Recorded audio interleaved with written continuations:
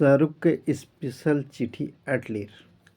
Blockbuster জওয়ানকে কী লিখলেন পরিচালক? 2023 সালের বলিউড বক্স অফিসে নিজের হাতের মুঠোয় রেখেছিলেন শাহরুখ।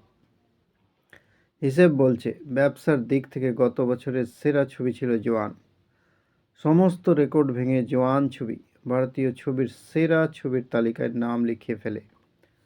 তবে শুধু ভারতই নয়, সম্প্রতি হলিউডের জনপ্রিয় অ্যাস্ট্রা পুরস্কারে মনোনয়ন পেয়ে গোটা দুনিয়ারই নজর কাড়ে শাহরুখের এই ছবি।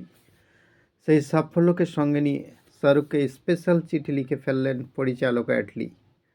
অ্যাস্ট্রা পুরস্কারের এক ঝলক শেয়ার করে শাহরুখকে ধন্যবাদ জানালেন অ্যাটলি।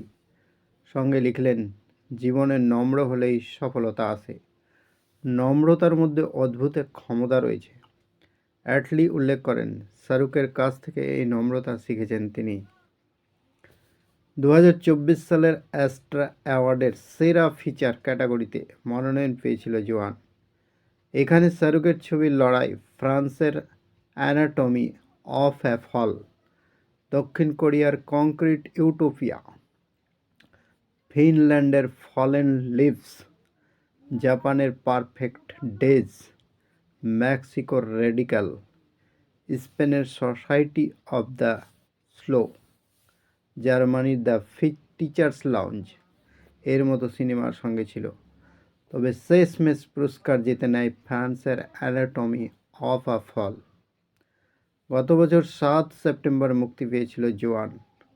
মুক্তির দিনেই 100 কোটির মাইলস্টোন ছুঁয়ে ফেলে শাহরুখের ছবি।